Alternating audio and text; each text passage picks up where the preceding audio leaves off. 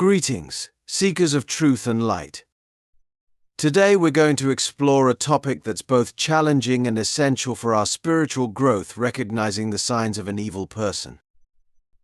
This isn't about judgment or condemnation, but about developing discernment to protect our energy and maintain our spiritual integrity. In our world of duality, we encounter both light and darkness.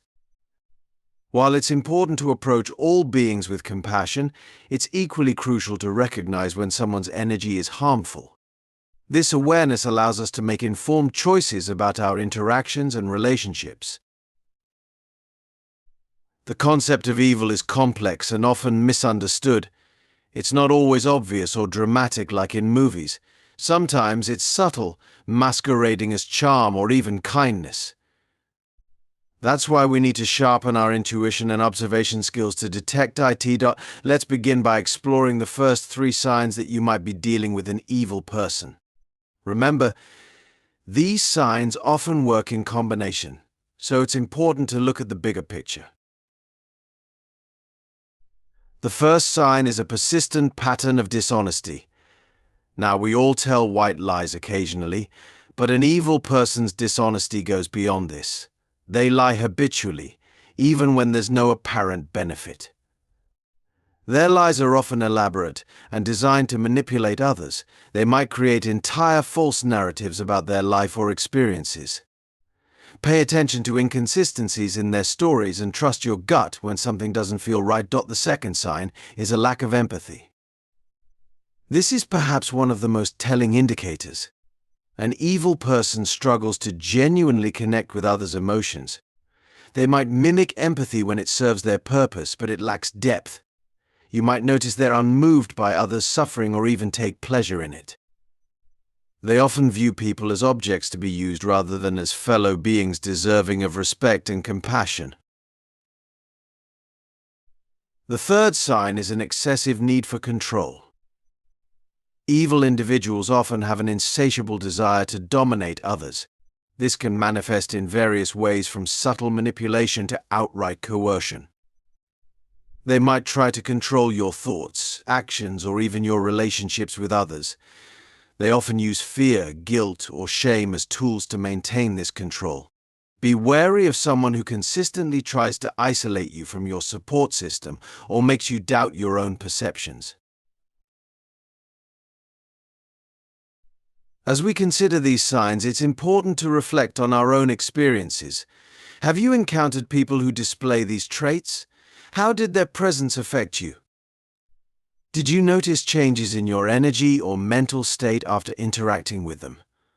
Remember, recognizing these signs isn't about labeling someone as irredeemably evil.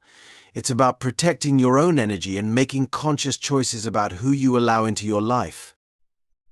Even those who display these traits have a divine spark within them, but it's not your responsibility to change them or endure harmful behavior. In our next segment, we'll explore 3 more signs of an evil person, delving deeper into the subtle ways darkness can manifest in human behavior. We'll discuss the importance of trusting your intuition and how to maintain your spiritual integrity when faced with negative energies. How can we navigate these challenging encounters without losing our own light? What lessons can we learn from these experiences that contribute to our spiritual growth? As we continue our exploration into the signs of an evil person, we must remember that darkness often wears many masks. The next 3 signs we'll discuss are more subtle, yet equally powerful indicators of a malevolent presence in our lives. The 4th sign is a consistent pattern of blame shifting and victimhood. Evil individuals often refuse to take responsibility for their actions. They're masters at deflecting blame onto others, always positioning themselves as the victim, no matter the circumstances. This behavior goes beyond occasional defensiveness. It's a deeply ingrained pattern that prevents genuine self-reflection and growth. When confronted with their misdeeds, they might respond with phrases like, "You made me do it," or "if only you hadn't." They craft elaborate narratives where they're always the wronged party, manipulating others' empathy to avoid accountability.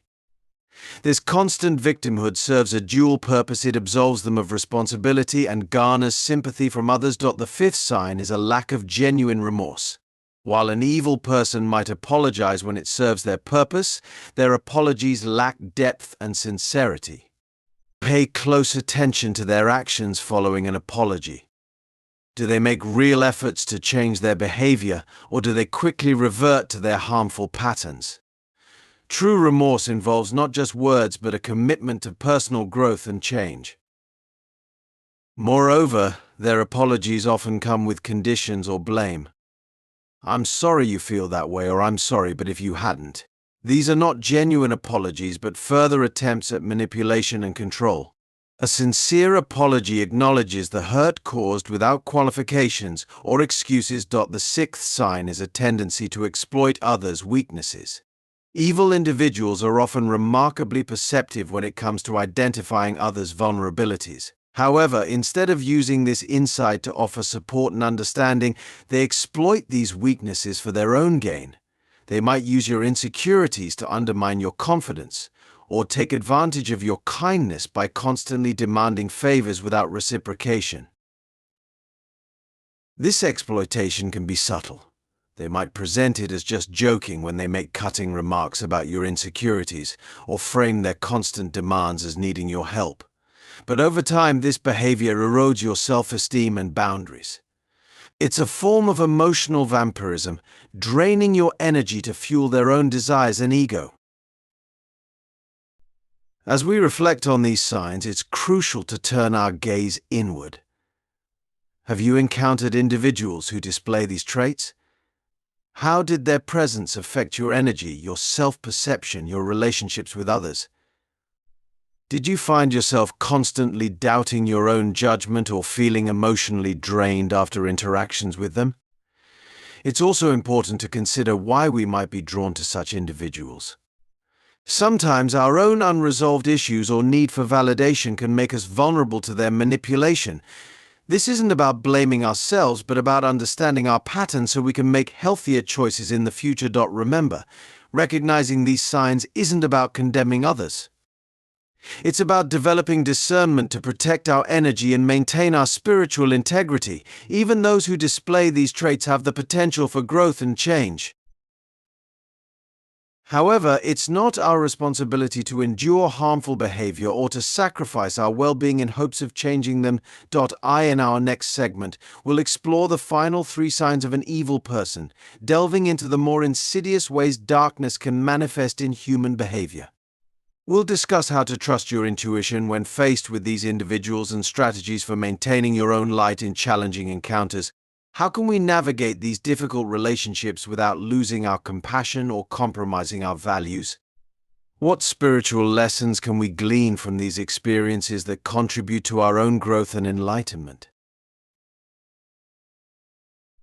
As we venture deeper into the labyrinth of human nature, we uncover the final 3 signs that may indicate you're dealing with an evil person. These signs are often the most elusive, hiding beneath layers of charm and social convention. Yet they're crucial to recognize for our spiritual and emotional well-being. The 7th sign is a pattern of inconsistent behavior, particularly in how they treat different people. An evil person often wears many masks, presenting a carefully curated image to each individual they encounter. They might be charming and attentive to those they perceive as useful or superior, while being dismissive or cruel to those they deem beneath them. This Jekyll and Hyde behavior can be deeply unsettling, leaving you questioning your own perceptions.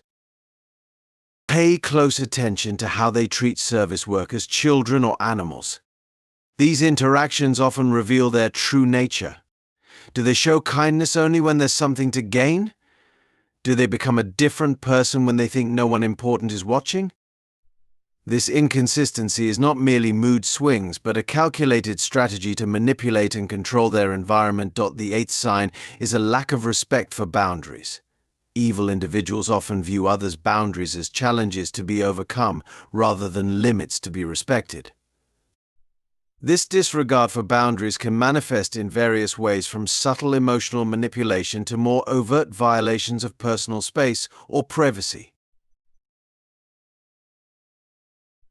They might persistently push you to reveal personal information you're not comfortable sharing or pressure you into situations that make you uneasy.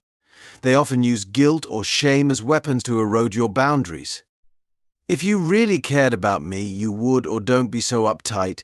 It's not a big deal. These phrases are red flags, signaling a disrespect for your autonomy and personal limits. The ninth and final sign is an inability to handle criticism or disagreement. While none of us enjoy being criticized, an evil person reacts to it with disproportionate anger or retaliation. They view any form of disagreement as a personal attack and respond with aggression or manipulation. This intolerance for criticism often stems from a fragile ego masked by a facade of confidence. They might lash out verbally, twist your words to make you seem unreasonable, or employ more subtle tactics like gaslighting to make you doubt your own perceptions. Over time, you might find yourself walking on eggshells, afraid to express any opinion that doesn't align with theirs. As we contemplate these final signs, it's crucial to reflect on our own experiences and reactions.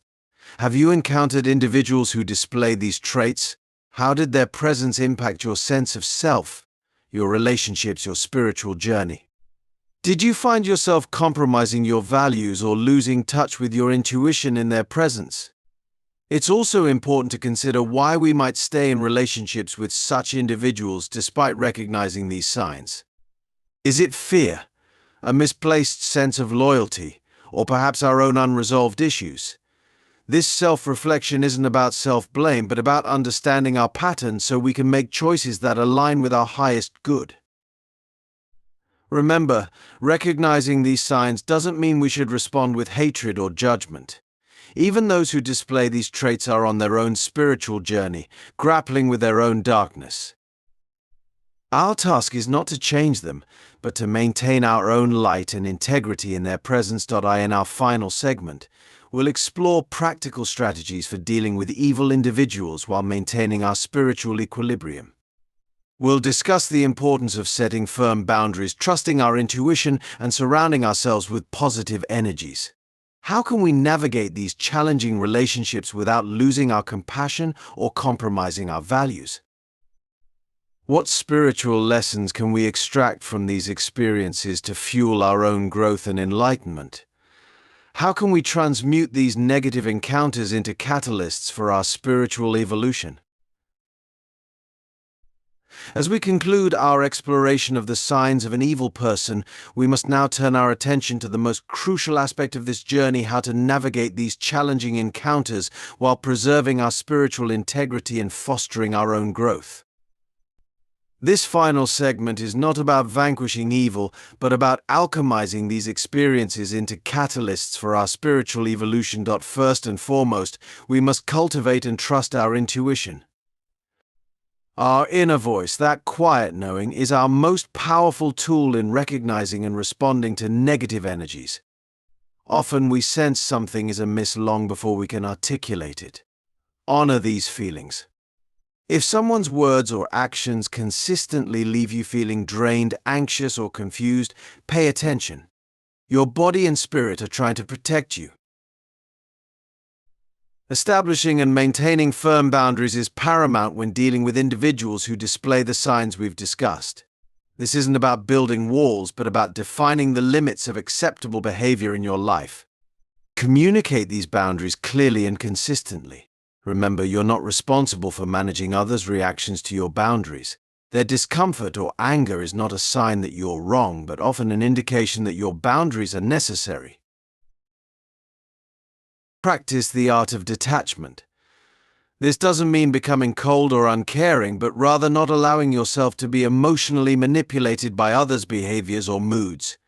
Observe their actions without absorbing their energy. This detachment allows you to respond from a place of clarity rather than reactivity. Surround yourself with positive influences. Just as certain individuals can drain our energy, others can uplift and inspire us. Seek out relationships and environments that nourish your spirit.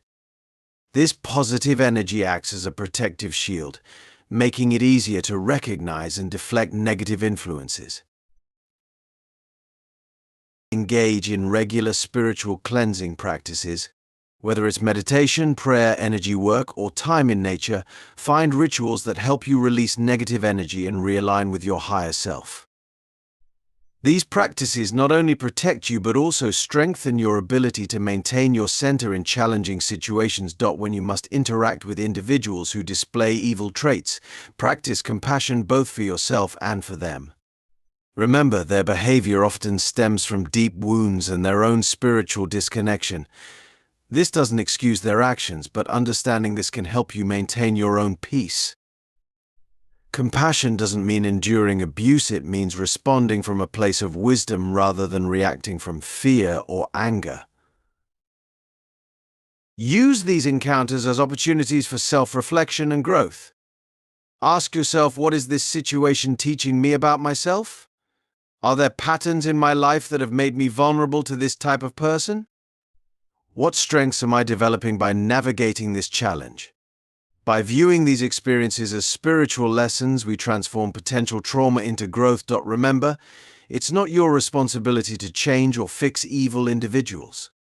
Your primary duty is to your own spiritual journey and well-being. Sometimes the most spiritually aligned action is to distance yourself from those who consistently display harmful behaviors. If you find yourself in a situation where you can't immediately remove yourself from the presence of an evil person, such as in a work environment, focus on protecting your energy. Visualize a protective light surrounding you, deflecting negative energy. Limit your interactions as much as possible and seek support from trusted friends or professionals. Ultimately, encountering evil in others can be a powerful catalyst for our own spiritual awakening. It challenges us to deepen our self-awareness, strengthen our boundaries, and clarify our values. These experiences can push us to connect more deeply with our inner wisdom and higher purpose. As we conclude, I invite you to reflect on your own journey. How have encounters with negative energies shaped your spiritual path? What strengths have you discovered within yourself through these challenges? How can you use these insights to not only protect yourself but to shine your light more brightly in the world? Remember, in the grand tapestry of existence, even the darkest threads serve a purpose. By learning to recognize and navigate these encounters with wisdom and compassion, we not only protect ourselves but contribute to the healing of the collective consciousness. You are stronger than you know, more resilient than you imagine, and your light is powerful beyond measure. Trust in your journey, honor your intuition, and never dim your light in the face of darkness.